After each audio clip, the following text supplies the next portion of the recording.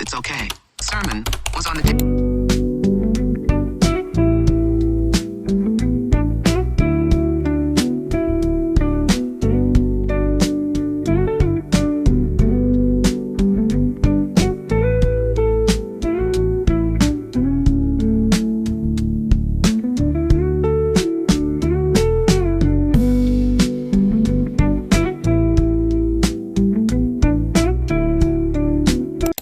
Hello, and welcome back to another episode of What I Read While Working a 9-to-5 job, where I show you what I'm reading, and how much I'm reading while working full-time in marketing. Thanks so much for being here. I believe this is episode 6 now, which is crazy. It's currently Friday, and I'm working from home today, and I wanted to give you a little update on what I'm reading, because I'm reading a lot right now. I have a lot of exciting things going on. I'm currently reading Bury Our Bones in the Midnight Soil by V.E. Schwab. This is an arc. I'm on page 85, and this book actually comes out in June, so I'm getting a bit of a head start on it, which I'm very excited about, because I am seeing V.E. Schwab in person in the middle of June. I really wanted to read this before I see her because one of my dream authors to see in person. I kind of mentioned this in the last episode of Reading Vlog. I literally just ended it and started this clip right after. I noticed that there's a bunch of different POVs later. I've only read 2 different POVs so far, and there's one that I'm kind of liking more than the other, so I was looking at when I was gonna read her next, and I saw the name of an individual I have not yet met. I'm really curious how all these stories will kind of intertwine because they're taking place centuries apart, so I'm curious how that'll all come to a head. But really loving it so far, loving this writing style. It's so good. We all know V.E. Schwab's one of my favorites of all time. I really anticipate this being a 5-star read. This is a 5-star read prediction. I've been reading amazing books lately, and I have high hopes for this. I believe what I've heard is that it's like a feminist sapphic vampire story. I'm pretty sure that's what the pitch was. My other current read is Parable of the Sower by Octavia E. Butler.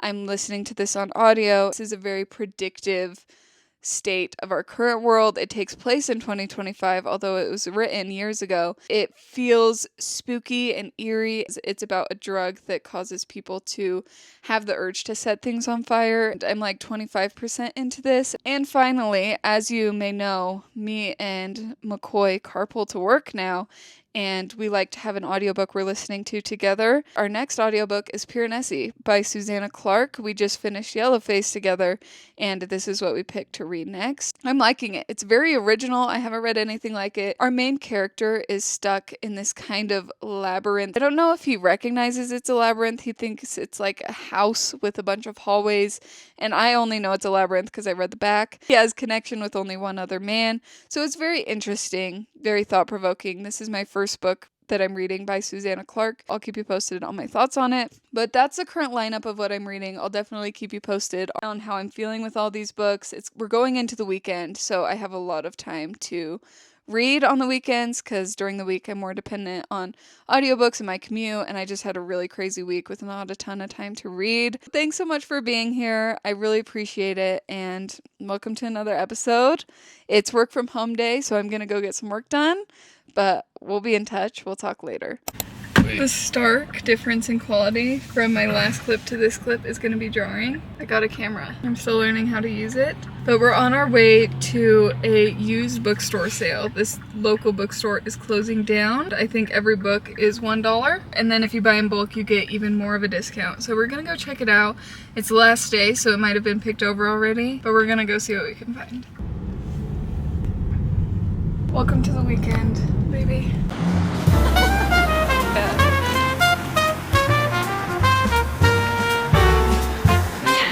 Slay.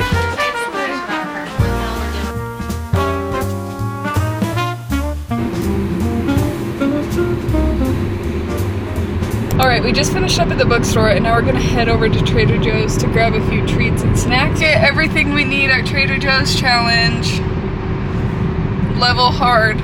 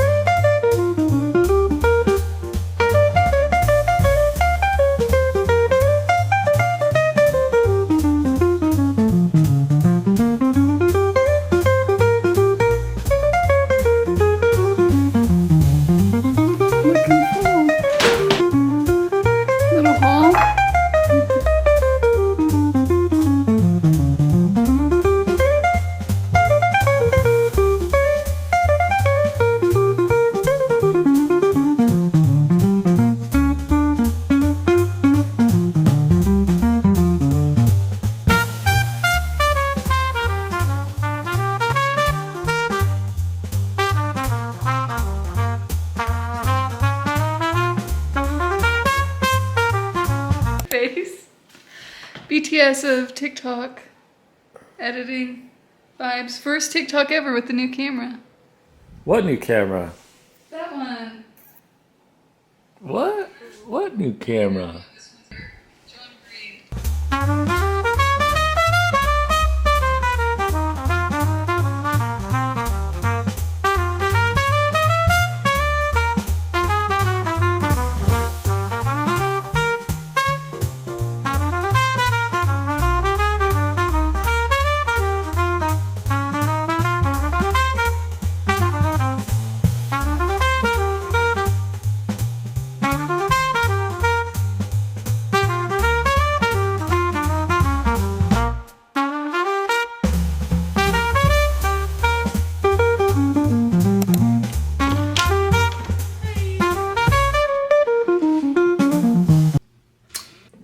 Wicked time. I'm trying to do pink eyeshadow and I don't know how it's working out for me. Do I like to go back?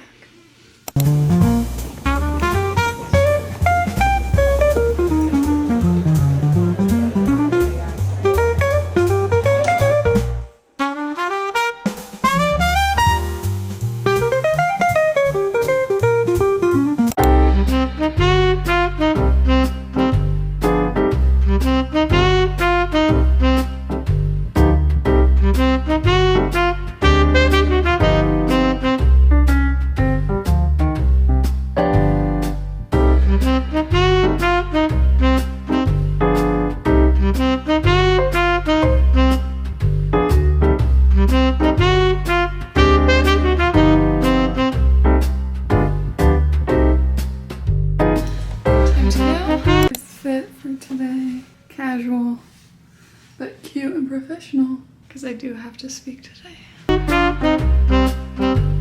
I think I'm gonna do a little bit of an iced coffee situation. Me saying that as if it's innovative and new and different. It's not. It's what I have every single morning. And I'm new to coffee, but we do have a Breville espresso machine. We got it on Black Friday at one point, and I always include a coffee montage. In reality, I'm just new to this, honestly, but I have gotten really into it. We'll pull it into this shot glass. Let me show you. I do a double shot every morning if you're curious. It looks gorgeous. Can you see that? And because I didn't grow up drinking coffee at all, it's a very acquired taste for me. So I drink very sweet coffee. Don't judge me.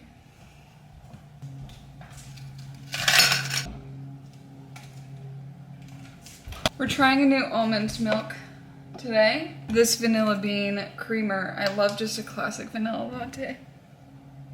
I'm a simple girl. And because this is espresso and not like other types of coffee, you do use a little more milk because it's super strong. So like the proportions might look a little weird, but I usually put my espresso on top of my latte. And here's where we listen and we don't judge.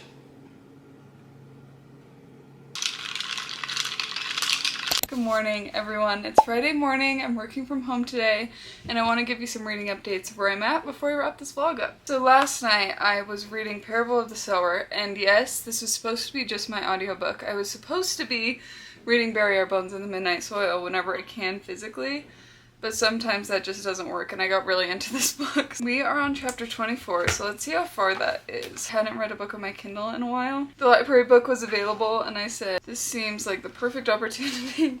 Oh, I'm further than I realized. I'm on chapter 24, which is on page 295. I'm pretty sure there's only 370-ish pages in this book, so we're almost done with her. And last night, there was this one scene that made me quite sick to my stomach, and to just go to sleep with that dancing in my brain. Not the funnest experience. I think I'm actually gonna just finish this, and then I'm going to really dive into Bury Our Bones in the Midnight Soil. And I'm thinking while I'm reading this physically, I listen to The Atlas Paradox, because this is my book club book, so I do need to read it by the end of this month. Let's see if it's available on Libby. It's available right now. So I just borrowed it. As soon as I finish Parable of the Sower, I can jump into the Atlas Paradox audiobook and then read this physically because I was trying to read this and Parable of the Sower. I just couldn't help it. I had to read the Parable of the Sower. Plus, I love reading a Kindle in bed. It's so nice, and I was so exhausted last night that I could just lay there and tap through, so it is what it is. I'm not too mad about it, because I will probably finish this book this weekend. We have some fun, plans. Tomorrow's my brother-in-law's birthday, so we'll probably be hanging out doing something outside. Piranesi. Let's see where we're at in Piranesi. Piranesi is the book I'm reading with McCoy on our commute. This is the accurate bookmark of where we are. We're just over halfway on page 142. The only reason I'm reading it slow and it's a shorter book is because we're reading it together and we're reading on our commute. I bet we do finish this next week sometime. And that's the current lineup of what I'm reading. I feel like I've been reading a lot of really devastating books. I'm like, oh, spring's here, yay, devastation and sadness. And that's just the way I like it, honestly. I wouldn't have it any other way. I did get this PR box, so I figure we can open this together. Let's see, I need something to break this open. Will a crochet hook do? A hobby that I'm never committed to. Yep, it's working. Crocheters, look away. What would you do to win? SPF. We have this little surfboard keychain. This is an ARC, and it's Love Island meets Lord of the Flies. Dark, thrilling, and delightfully twisted. You know I love Love Island. You know I love reality TV. Here are the rules. It's forbidden to discuss the show. It's forbidden to discuss life outside the compound unless instructed to do so. It's forbidden to disclose your personal tasks. It's forbidden to harm another resident. This looks pretty good. I am excited to read that. Let's haul the books I got from that secondhand bookstore sale. I kind of showed what I got, but let's just haul them. Chat a little. An Abundance of Catherines by John Green. John Green raised me. I did read The Fault in Our Stars growing up, and it did wreck me, just like everyone else. I don't think I've read a John Green book ever since. Listen, not a mathematician over here. Pretty sure that Catherines is like a mathematical concept of some sort. I don't know. And this is a play on words. Colin Singleton's type is girls named Catherine. And when it comes to girls named Catherine, Colin is always getting dumped. 19 times to be exact. So I'm pretty sure this is a play on words. Kite Runner. This is a historical fiction, and I think I always forget how much I really enjoy historical fiction. I saw a raving review on TikTok once upon a time, a while ago, and it just really stuck with me in my brain. It was from a bookseller. I've wanted to read it ever since. We have The Paris Wife, which I'm gonna assume has some romantic elements, relationship elements. I don't know if they're gonna be positive or negative. I have no idea. But it is also a historical fiction. We have The Last Mrs. Parrish. This is a thriller, and it's poolside on the cover. How perfect to read this book by the pool. It's already beat up. It's clearly already been read many times. I love it. If a little water splashes on it, it's fine. You know? We got 2 Jodi Picoult books. We have Change of Heart and Picture Perfect. For some reason, when I pick up Jodi Picoult, I just think these are good beach reads, cabin reads, camping. I think just because I see her books everywhere, and there's so many times where they're in the airport. I feel like they're meant to be thrown in a backpack and read on the go. And then finally we have The Lacuna by Barbara Kingsolver. I don't know anything about this book, if we're being honest with each other. I just know Barbara Kingsolver wrote Demon Copperhead. And Demon Copperhead is so many people's favorite book in my personal life. They love Demon Copperhead. I put it on my TBR, and I'm not gonna get to it. Sorry guys, you heard it here first. I'm not getting to it this month. Poignant story of a man pulled between 2 nations, as well as an unforgettable portrait of the artist and of art itself. Sign me up. This is maybe not a good comparison, but every time I think of art and moving art around, I think of The Goldfinch, and I love that book so much. Thanks so much for being here. Thanks so much for your support on YouTube. If you liked this video, please like and subscribe and comment. It means so much to me. I'm really excited to use this new camera. The content's leveling up, people, so you might want to stick around. Thanks for being here, and happy reading.